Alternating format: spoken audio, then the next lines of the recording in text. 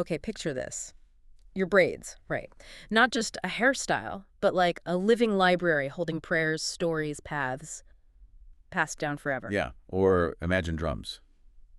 Not just making a beat, but actually blooming into fields of flowers, turning a whole landscape vibrant. Exactly. Welcome to the deep dive. Today we're diving into something truly massive.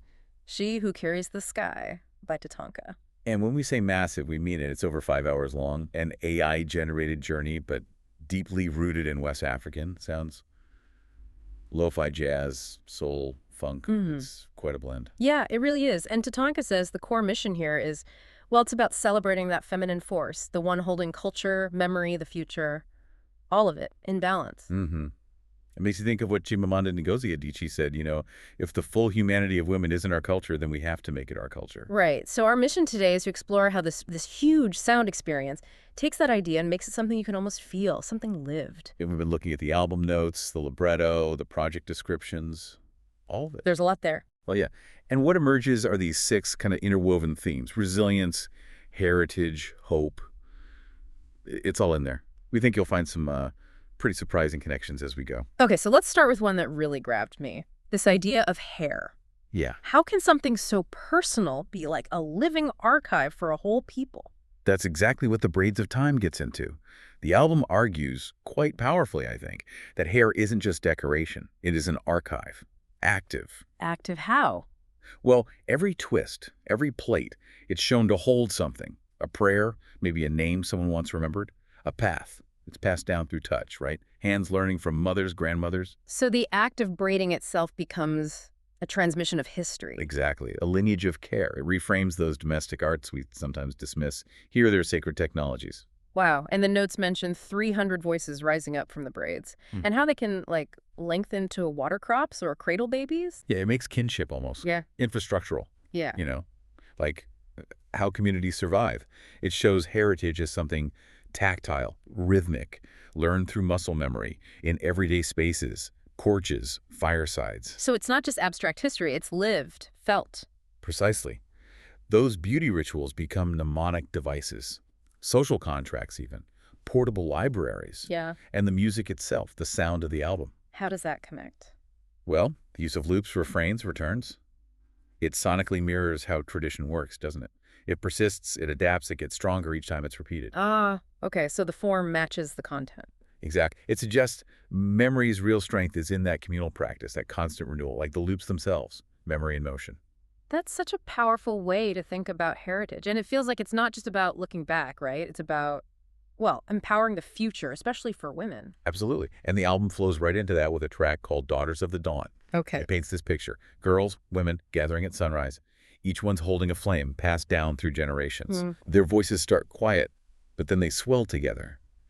It transforms this intimate ritual into something more like communal leadership training. It's really quite moving. You can almost see it, can't you? Bare feet on the ground, the sky lighting up, and the matriarchs watching, smiling. Yeah, and it's not just sentiment.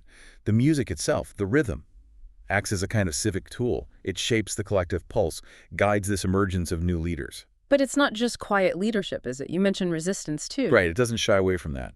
She stands where storms break, takes that agency, and pushes it into active resistance. Oh, so. You have this image of a single figure becoming like a human breakwater against a storm.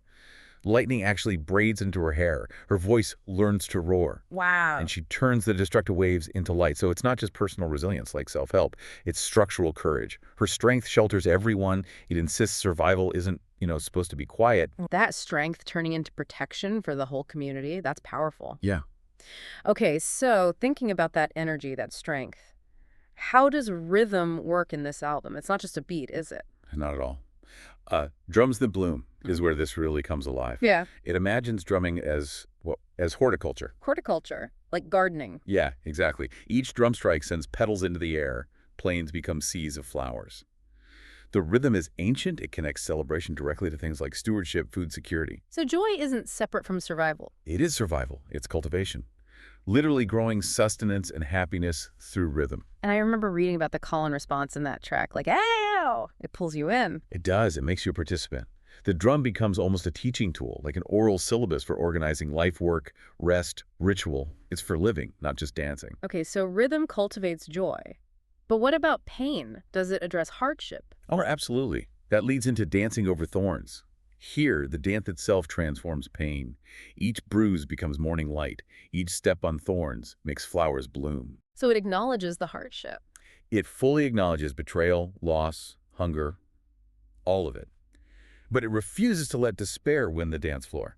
By the end, that dangerous path is covered in petals. It's art as this public act of alchemy almost, transmuting harm into beauty. That's incredible. The album also seems to map the body in a really unique way, especially around migration and diaspora. How does it reframe that idea of movement? It really does, especially in Oceans in Her Veins. The central figure isn't just moving, she kind of is the movement. She's both the map and the tide. What do you mean? Like the lines on her skin are described as rivers, trade routes. Her pulse echoes the waves. And as she travels Ghana, Bahia, New Orleans, people recognize her, this deep connection, even without knowing her name. Suggesting a shared history held in the body itself. Precisely. And then the chorus hits you with this image of ancestral ships, still moving, still singing. It collapses time. Past and present sail together. So diaspora isn't just about loss, which is how we often frame it. Right. It reframes it as circulation. Active, the salt in your blood, the routes remembered in your hands, your grandmother's voice on the wind. It's all still present, still connecting. That's a huge shift. Movement as the medium of identity, not a break from it. Exactly. The ocean currents knit these distant places together in memory. And the music reflects that the swells, the fades, like departures and returns. It teaches you to hear kinship in the sound of the surf, in ship bells. It bypasses the maps drawn by empires almost. It privileges embodied knowledge, listening to the water, listening to yourself to find your way home. Okay, shifting gears slightly, but still connected. Our relationship with the planet. This album seems to portray the Earth not just as a backdrop, but as a collaborator. Definitely. Several tracks explore this really beautifully. The Earth Hums Her Name is a great example. How does that one work? It paints this picture of deep reciprocity. Moss grows over a resting body, rivers flow through hair to feed roots, insects walk on hands without fear. It's tender. Not about controlling nature, but being part of it. Exactly. And the chorus, the soil sings my essence deep below, points to this vibrational kinship, something deeper than human borders. It's about listening to the earth as, a sentient partner. And there are other tracks, too. You mentioned weaving. Yes, Threads of the Earth. It describes a circle of people weaving materials, memories, right into the planet's skin, mending tears with gold, like kintsugi, but for the earth, a practice of repair. Wow, repairing the earth with gold. And then, the Garden Between the Stars takes it cosmic, an island jungle floating in space. Each seed holds the DNA of a planet's salvation. A cosmic arc. Sort of. And the protagonist shields this garden with her own body from meteors. It's this image of ecological guardianship is incredibly intimate, courageous, and generative. The seeds eventually drift off to start new worlds. So it's not just abstract ethics, it's action. Planting, weaving, mending. Song is practice, exactly. And the album's length, that 5 hours, it almost forces you into slower listening. Ecological time, maybe. Yeah. It suggests the earth responds when we initiate that connection, that hum. Sustainability becomes this shared effort. It's a really beautiful vision. Okay, finally, let's talk about love. It's presented here as more than just a feeling, right? More like a transformative passage. What does that mean for us listening? Her Heart is a River really explores this. Love isn't about possession, about holding on. It's passage. Like a river. Exactly. A beloved's inner desert becomes fertile soil where lilies can float, where boats find safe passage. The message is pretty clear. I'm not here to claim or to keep or own, just to help your heart run free. So love widens channels, it doesn't build dams. Beautifully put. Transformation is measured by that increased flow, not by conquest or control. Yeah. It's a very freeing idea of love. And that connects to When the Sky Sings Back. I think so. In that track, a simple hum at twilight draws birds into the melody, colors into the chorus. Hardship doesn't just disappear, but it changes key. It modulates as the world responds to her song. Hope becomes this disciplined attention to reciprocity. You give, the world gives back. So tenderness itself becomes infrastructure. That's what the album seems to argue, yeah. Rivers carve futures, choruses share breath, harmonies reoxygenate communities. It's inviting you, the listener, to build relationships, personal, communal, ecological, where freedom grows on all sides, care scales up. It's presented as practical, almost, not just poetic. Fiercely practical and, yes, shamelessly beautiful, an actionable blueprint for how love can literally build a better world. So bringing it all together, she who carries the sky weaves these 6 threads: the ancestral memory, the women's empowerment, that blooming rhythm, the diasporic finding of ways, the spiritual ecology, and this transformative love. It weaves them into one huge musical breath. Mm-hmm. And those recurring images are so strong, aren't they? The braids that archive, the drums that plant, the oceans that remember, the looms mending, the gardens migrating, the rivers freeing. Each theme, powerful on its own, but richer together. Yeah, reminding us that liberation isn't just one thing, it's braided work. Yeah. Across bodies, communities, the planet itself. A really holistic vision. And that incredible length, the 5 hours. It really does ask you, the listener, to slow down, to maybe feel that repair happening on different scales. Yeah, you can't rush it. And when it ends, you're left with this feeling, this vision of a usable future, as the notes say. Hands ready to weave, feet ready to dance, voices tuned to call the day into being, together. It's quite an invitation. It really is.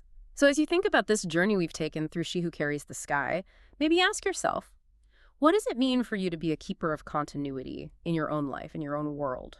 How might you braid some of this memory, joy, that transformative love into your daily actions to help carry the sky, not alone, but together with your communities? Something to think about.